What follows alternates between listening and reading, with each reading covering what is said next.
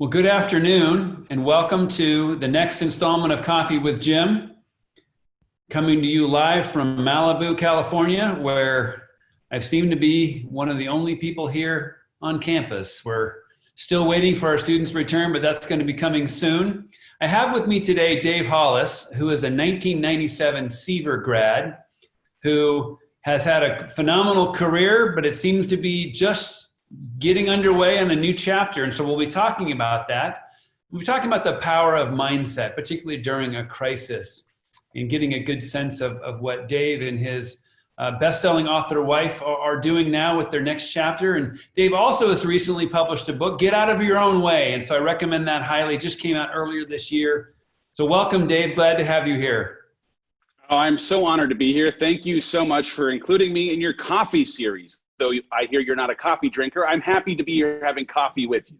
Well, I appreciate that. I'm back to my Pellegrino. Never got started with coffee, but maybe someday. Maybe someday I'll graduate to that. You are joining us from Austin, Texas, but you didn't grow up there. Tell us about where you grew up and how you ended up coming to Pepperdine as a student.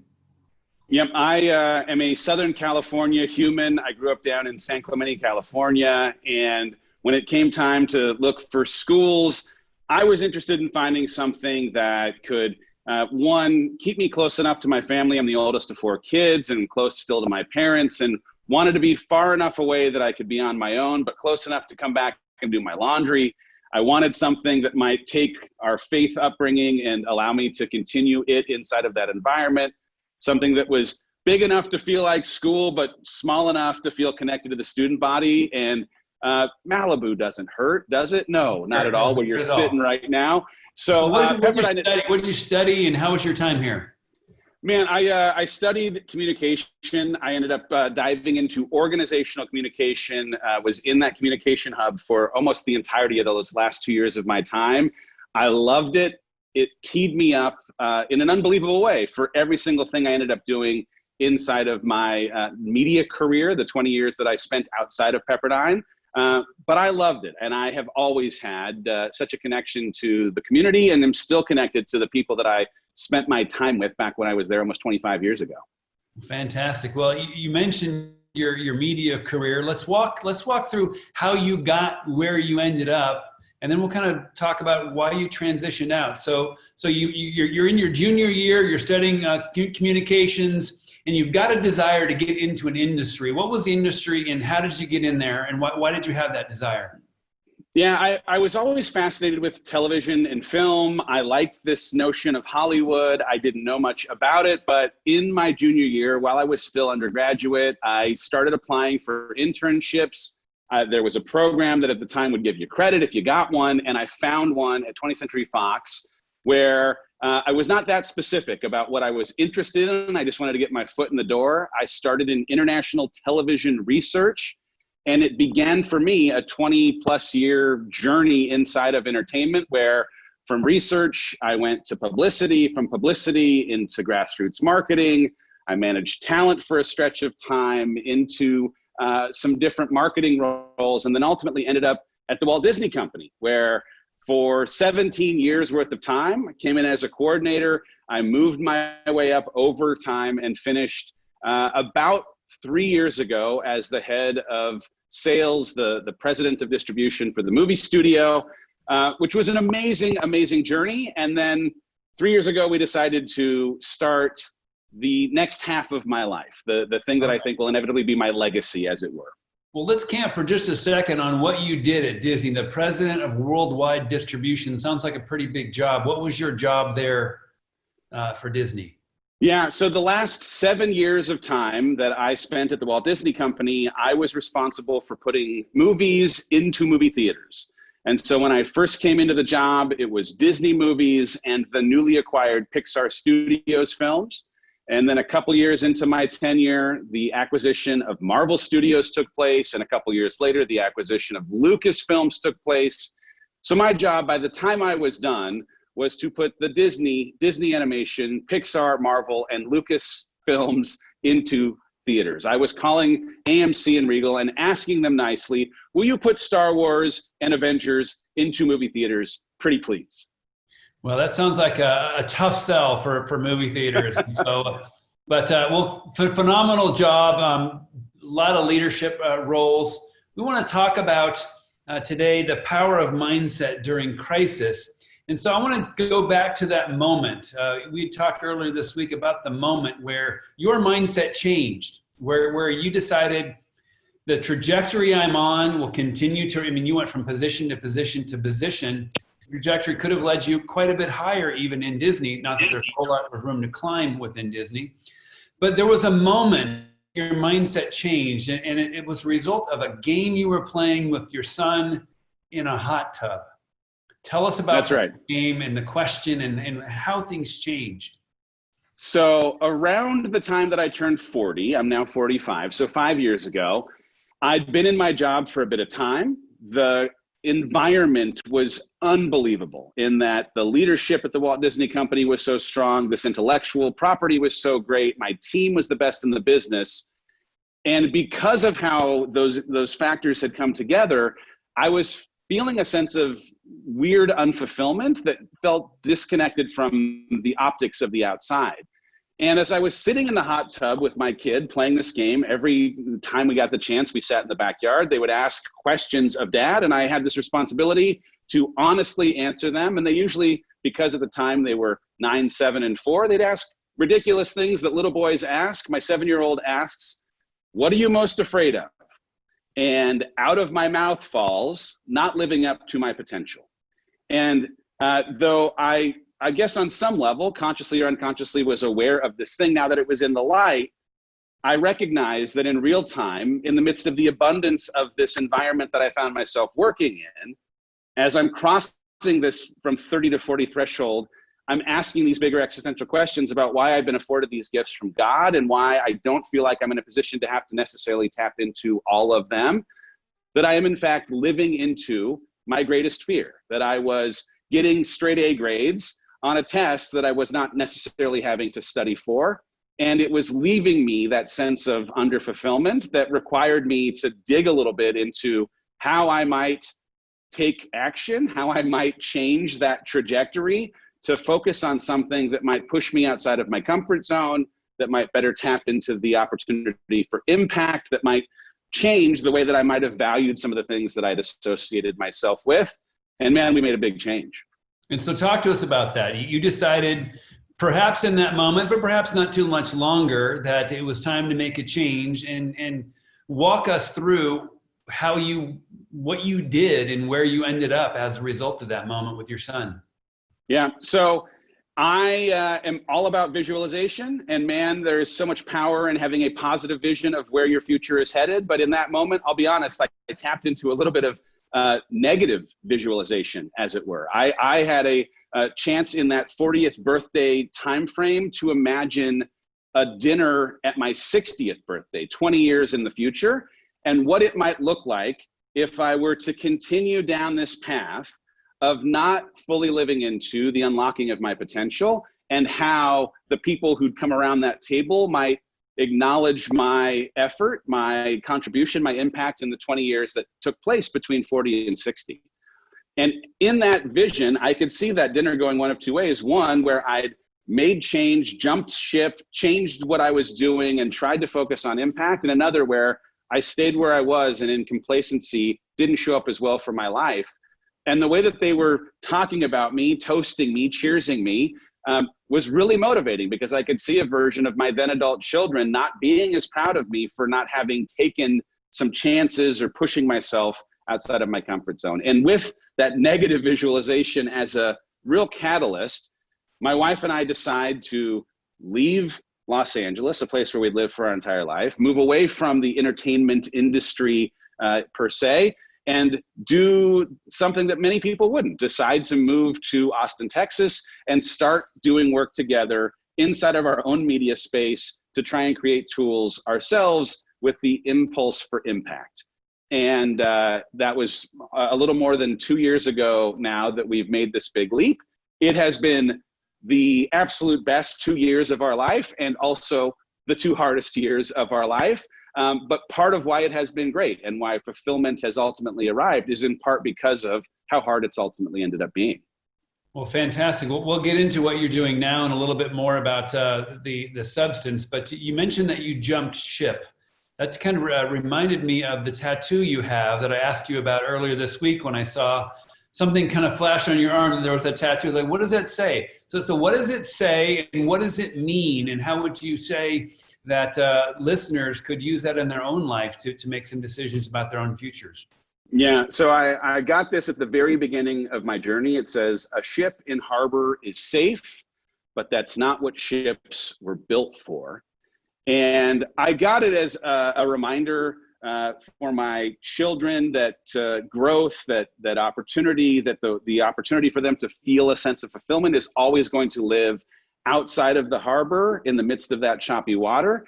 I got it as a promise to my wife that I would not become that complacent person that was comfortable being comfortable, that was okay with being okay, that I'd always be pushing myself to fully attempt anyway to unlock the potential that has been gifted to me.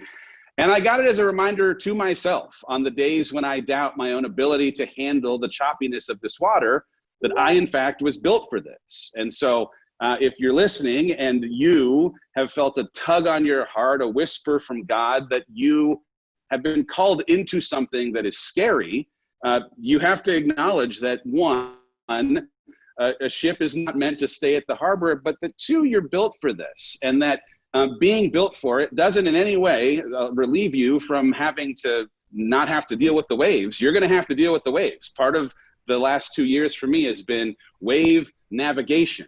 But man, the richness of fully utilizing what a boat is here for, what a ship is here for, is part of why I get to feel the way that I do in doing the work that we're doing. Well, wave navigation strikes a little bit close to my heart here as a Pepperdine wave, looking over the ocean and navigating some waves that were unexpected that were coming right now. And yeah. Love that, and I'll remember that on your tattoo. I want to talk about your book. I want to talk about how that came about. And let me just say, for those of you who think, wait a minute, isn't he married to Rachel Hollis, the one who wrote those 2 best-selling books, Girl, Wash Your Face, Girl, Stop Apologizing, and other things that she's done? What was the success of her book? Did that have anything to do with you deciding, you know what, I think I can write a book as well? Or how did that come about? And who's the book written for?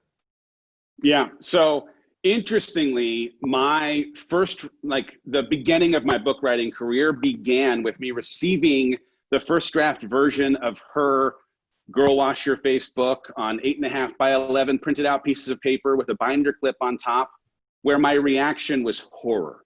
I adamantly begged her to not release the book because the authenticity and the vulnerability that she was representing and telling her story felt like a real bad idea. I thought that her vulnerability was a liability, and I pled with her to not release the book. And good news, she didn't listen to me. More than 4 million copies later, there are plenty of people who have been the beneficiary of the work.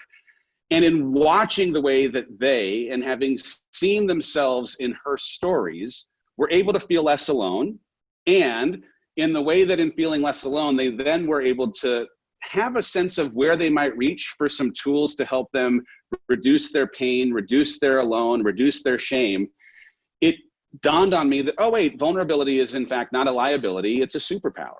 And I had to ask myself if my having found myself in that stuck between 30 and 40, where I think clinically it's called a midlife crisis, where in my going through my crisis moment, I definitely made some mistakes. I got in my own way. I found myself not truly showing up as well as my wife or kids deserved, or the way that I wanted to look myself in the mirror. Could I maybe storytell in an honest and vulnerable way that might afford other people the chance to see themselves in my story, and in doing so, feel less alone and maybe find some tips on how they can stay out of their way themselves? Excellent. And releasing a book in the midst of a pandemic is probably not the ideal time. But how's it been going? Have you been able to travel at all, or give talks related to the book? Yeah, it's one of those things where I set out at the beginning of this year, this is going to be the best year of my entire life. And what I stay committed to now at the end of May, this is still going to be the best year of my life. I did not get to dictate the conditions inside of which my best year would take place. The vision for how my book would launch did not include this pandemic. And my book came out the very beginning of March. The day before my book tour was meant to happen was the day that the world stopped. And so the plans that I had were taken away from me, as it were. But in a very beautiful way, I can see how the timing of this book and the content of its pages have maybe more relevance inside of the circumstances that we find ourselves than not. In a great way. Man, it hit the New York Times list and was received well. So like, I cannot complain in any way about that. But to be able to pop into virtual Zoom book clubs and show up for people in super unconventional ways that would have never availed themselves, if not for the fact that we find ourselves in these upside down times, has been a super gift. And when we're able to have a book tour, when there's an opportunity for us to get together and talk about the book, it'll be even better because we'll be celebrating having persevered through something that's so weird and crazy that we've all now gotten through. Amen, amen. Well, this is part of an organization, a company that you and your wife have launched together, Hollis Company. Tell us about how it came about and then kind of what you all do. What's the breadth and scope of your business? Yeah, so my wife, Rachel, had for 15 years worked inside of a business that previous to it being called the Hollis Company was called Chic Media, where she was in community with primarily women, trying to serve them in a way that would help meet their needs. And as we joined forces, we changed the name to the Hollis Company and have that same mission. How can we create tools that might afford people a better life, that might reduce their pain, make them feel more connected, give them some of the tools to achieve their goals. And we do that through events, previously live events, now virtual digital events. We do that through the books that we write, the podcasts that we produce, the products that we create. And we are trying one day at a time to just pour light into this dark world and give people the kind of encouragement and the kind of inspiration that makes them believe in themselves. And in that belief, makes them ambassadors of the light that the world that they inhabit ultimately also ends up needing. So you have these gatherings called Rise. You had one live, then one online. Tell us about what they focused on, and then we'll kind of preview where things are going next. Yeah, so we have had a series of live events where over the course of multiple days, we have a conversation around owning your past, coming to terms with the experiences that you've been through and using those experiences as a platform to jump off of, owning your present, finding a way to, in the way that you practice health, physical, mental, emotional, spiritual health, you can be whole and ready to take on whatever comes your way, and then owning your future, how you can, in developing a plan and a way to get there, you're able to hopefully put together a roadmap for the kind of success that you'd like to see in your life. And those conferences have been primarily for women. We've had a Rise Business event that's been about businesses, Rise Together that's been about relationships. We have an upcoming Rise Run that is a 5K half marathon. So our events, again, are just about let's create community, let's encourage people, put tools in their hand, and then let them go back into their world to be the encouragers of people inside of their space. This digital event was something that was born out of this crazy upside down, in that when we knew, oh, we're going to be inside of this for some time, the needs of this community and communities at large still exist. Is there a way for us to replicate some of the magic that tends to traditionally happen inside of a stadium or an auditorium and bring it to people at home? And the answer is yes. And so last month, man, we had this opportunity to more than 50,000 people, bring this experience to them. We had an amazing dais of speakers. We focused it on the topic of courage, which obviously is super timely in these times.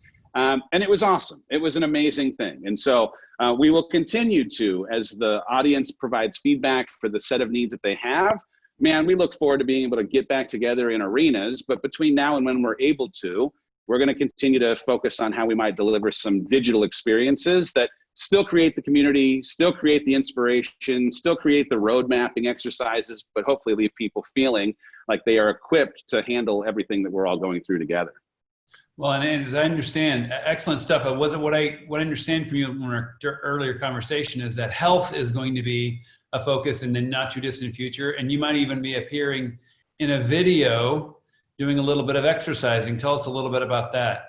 Oh yes, health is a big focus of the company. And when I say health, I do not mean like physical health or diets. Not at all. Health is about how you feel, and we have tried to focus on the multidimensional pieces of health and physical, emotional, mental, and spiritual health. And so my wife has a book that's been announced that's coming out in the not too distant future called Girl What the Health. But we also have an app. An app? Yes, we have an app that is attempting to replicate some of the experience that happens inside of the live events, but as a thing that you can now do in your home. And it is very much about body movement. And so if you've ever been someone who's overwhelmed by the notion of the way that traditional fitness instructors look or how serious they tend to take it, well, good news. We are super unprofessional, super goofy, and totally awkward, and we are leading people through 10, 20, and 30-minute workouts with the hope that body movement and not taking health, necessarily so seriously that it feels overwhelming. If you can bring some joy back to health, maybe people can embrace it. So that comes out this next month. We're super excited about it. Fantastic. Let me ask you one more question, and then we'll take some from the audience. In the middle of this crisis right now, and it looks like we're starting to emerge somewhat from this crisis. If someone were to ask you, what would you hope that I would learn from this Rise Courage workshop or 3-day event that I would take with me, that I would be able to right now apply to my life, that would get me through the last chapter of this crisis before things resume? What's a big nugget that you would offer? Yeah, so be it the conferences, the storytelling in either of our books, there is a through line that I think is applicable in these or any times, and that is we are the stories that we believe. That there are a string of stories and storytellers that over time have told us things that we have accepted as the limits or the access for our life. And if you are someone who currently is holding on to a story that keeps you from believing your capacity to do a certain thing, then you have to do some work to question the storyteller and their credibility. I'll give you a quick for example. I, for 36 years of my life, I'm now 45, did not think I could be a runner, right? I did not think I could be a runner because I'm a tall person. I'm 6'4", 6'5" with the haircut that I've given myself. I did not think I could be a runner. And I didn't think it because I'd been told a story over time about how tall people, because of their back or their hips or their knees, couldn't run. And I never tested the hypothesis of this story myself. I didn't test the hypothesis of my truth. I accepted someone else's fear-based truth as my own. And then one day I was challenged to do a run.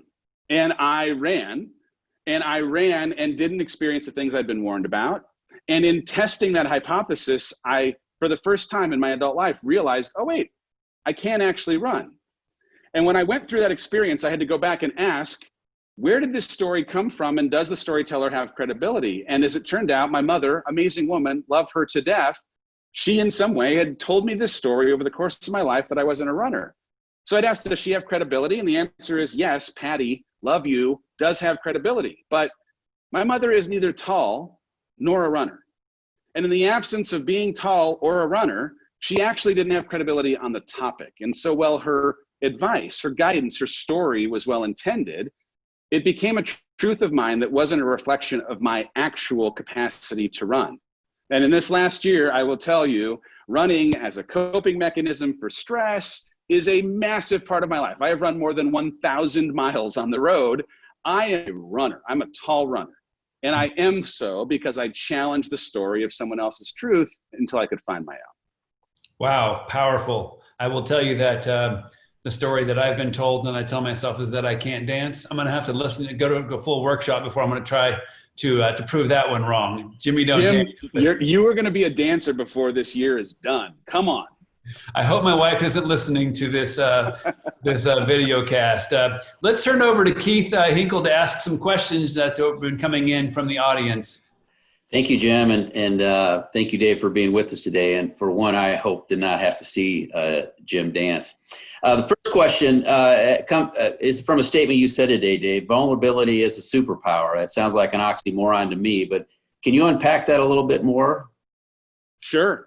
So I have my whole entire life been adverse to vulnerability. I have been a person who's manicuring the optics and handling the way that things looked on Facebook and Instagram to perpetrate and everything's all right, trust me, it's fine kind of veneer that was disconnected from my actual experience.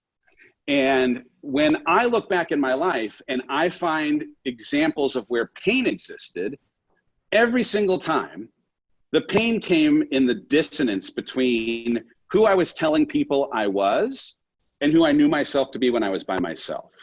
Because inside that space between who you're telling people you are and who you know yourself to be is shame, is insecurity, is regret, is unfulfilled potential, is you not having put your best foot forward. And the more that you can close that gap and create integrity, congruence between who you say you are and who you know yourself to be, the more you're going to feel whole, the more you're going to feel like yourself. And as I have made mistakes, as I have struggled, my willingness to embrace my struggle has been an ability for me to connect to my humanity. And in connecting to my humanity, it has allowed me to connect to every person in my life and every person in my community, because struggle is universal. And so if you're listening to this and you struggle, good news, you and I have something definitely in common. We both struggle. And until you recognize that your struggle is a reflection of your humanity and own that through some vulnerability, you will be alone. And in being alone, guarantee one thing, that you will never, ever get the kind of help that you might otherwise get if you were willing to be just a little bit vulnerable and raise your hand and say, you know what, I've struggled a little bit in this. Yeah, that's powerful. As a kid from SoCal, and as you reflect kind of on your Pepperdine experience, the question is, you know, what do you as you reflect back on that Pepperdine experience, what are you most grateful for? Well, it's interesting because when people ask, like, who were you when you came to Pepperdine and who were you when you left? Like, I came to Pepperdine a child. I was a child, and I left a slightly older child. But my most grateful thing was that it helped create, in a transitional period, this graceful, accepting, warm transition that from my parents' home to what would become my being an adult, the grace that is required between 18 and 21, 22, because I came into that space young and naive. I barely traveled outside of Southern California to come to just north of Southern California. And when I left, I was so much more equipped to handle the world and what it had in store for me. So I'm just grateful that it was a soft transition, and that in that transition, it prepared me the way that it did to enter the normal, regular, real world.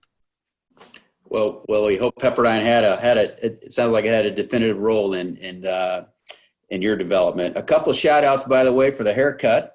And someone has even said, happy anniversary to you and Rachel. Is your anniversary today or? 16 years today. Can you imagine? Today. Unbelievable. Well, yes. Well, happy anniversary. Thank you for spending a few moments with Pepperdine. And did you say you cut your hair yourself? Tell us more about this. Can you believe this? I mean, I have cut my own hair. I did do a little trimming of what was previously a grown out beard. I didn't even know was possible, but quarantine is revealing all kinds of magic. But I have cut my own hair and grown my own facial hair inside of this quarantine. When things return to normal, I'm not sure that I will return to a barbershop, but we will see.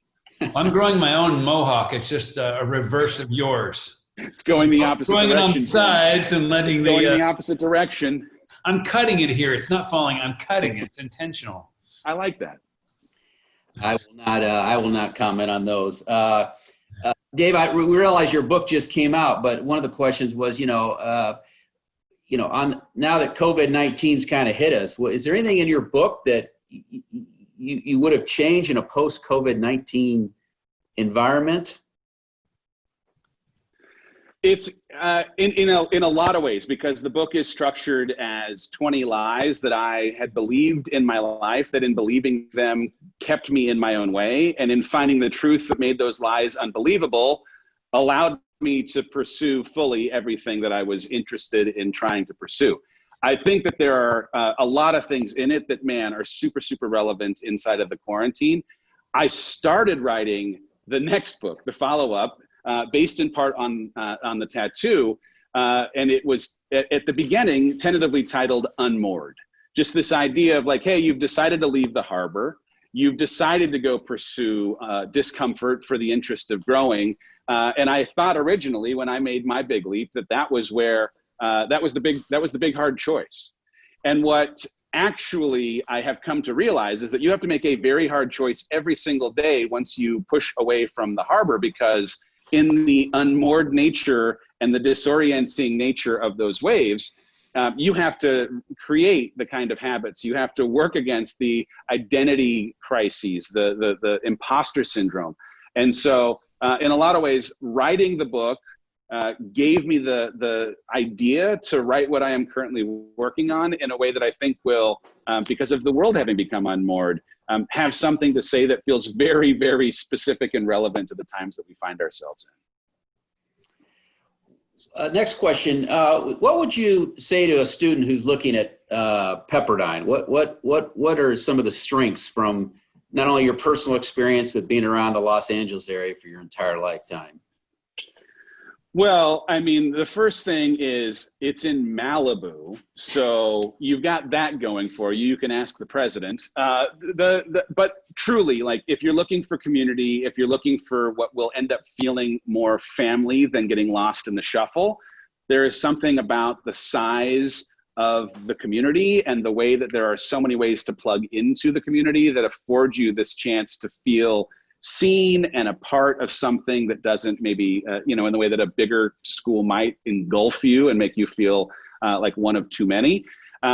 There is, I think, now with the way that the media, focus has ultimately borne some opportunity, and the communications team has ultimately grown as much as they have, as a jumping off point to industries and business that live now adjacent to where you would be in Malibu. It's incredible how much even has come since I was previously there, in terms of it being a nice baton pass from school to commerce, and the kind of community that they've created with businesses that are just down the street. But man, I can't say enough about the experience. The one thing that Jim and I talked about that I will tell you 100%: go abroad. I did not go abroad. I wish I had gone abroad. I have very few regrets in life. And if I could redo anything, it's that I would have myself been in Heidelberg or one of the overseas programs my sophomore year.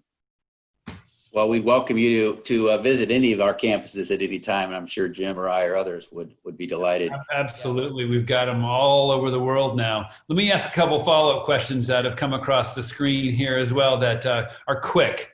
First of all, somebody said, I want to see the back of his head. If he cut it himself, let's see what the back looks like. Okay, there we go. I haven't seen the back of my head, so you'll have to let me know. Second thing is, where did the name from the book come from for the book? Did it come from the U2 song? It did not. Here's the thing. We debated a whole host of names, and naming a book, it turns out, is not like getting a name your baby kind of book. There were a group of humans inside of a publisher that had way more to do with naming this book than I did. I can't even take credit. I remember that process well. I had a name for the book, and then the publisher said, actually, I think this is a better name. Like, okay. Well, we're now, we've got time for one or two more questions, Keith. So why don't you jump in and we'll wrap it up. Great. Yeah. Kind of a tough question, but I think, Dave, the way you and Rachel, with your podcast, I think it'll be easy for you. Is your marriage stronger today, as both of you have kind of, you're building your own brands and appear to be very busy, but is your marriage stronger? It's stronger and it's different. I mean, it is wild, because I've been contemplative today on our 16th wedding anniversary of how wildly different. The people we were 16 years ago are to who we are today. But I can even look back 3 years ago, that moment where I'm in the jacuzzi having this epiphany that I need to leave Disney to go do this work with her. It being the best and the hardest in terms of these last couple of years applies as much to the work as it does to our marriage. Because we have, as people who are working together, she a visionary, me more of an integrator operator, we have as roles the ideal of coming together to challenge and push each other in a way that brings our superpowers together like the Avengers might to make this business great. But it's hard to turn that off. It's hard to to go into the battlefield, as it were, of the office, and then at 6 o'clock just decide that we are going to make out. So it has been, right? It has been, it's been work to figure out how well we, can work together. And it's going to be, I can see it now, a thing that we will be working on for the rest of our lives. But the good news is when you do work that feels the way that this does, forget about it. It's one of those things that it ends up being worth it because of the way that we're able to hear the impact of the things that we get to work on. Excellent. Well, let me ask the last question and then we'll close.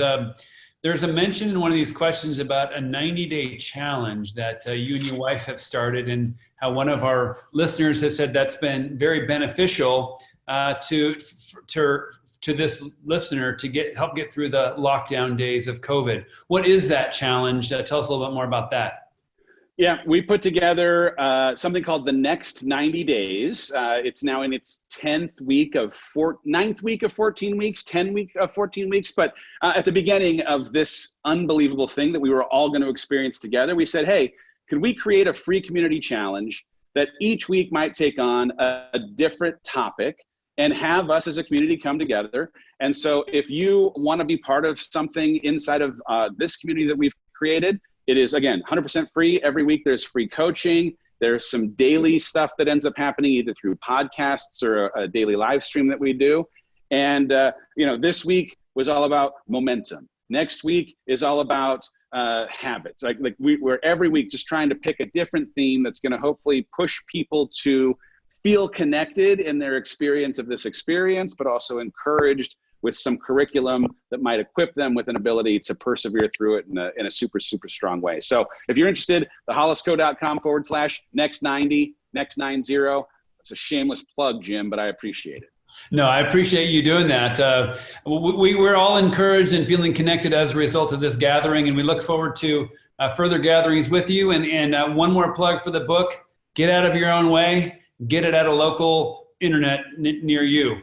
Or perhaps now as the world starts opening up. Great to have you with us. Well, we have one last question. What is the URL? What was that URL that you had said? We'll get one more time so we could get everybody to hear it. Thehollisco.com. Thehollisco.com. Yep. Fantastic. HOLLIS for Hollis, THE. Got that one on my own. Didn't have to read that off the script. Thanks, Dave, for giving us 45 minutes of your time or so, and thank you for also being a shining light out in a sometimes dark world, particularly in this dark time. God bless you and Rachel and your next journey. We look forward to traveling that with you. Thank you so much, Jim, for having me. Thanks everybody for listening. Appreciate you and everyone in the Pepperdine family. Excellent. Well, tune in next time. We'll be going to about a monthly approach now instead of every other week as things start coming out of this COVID crisis. So be looking for the next gathering, just like the one we've had today and the ones before that. Thank you, and we'll see you all soon.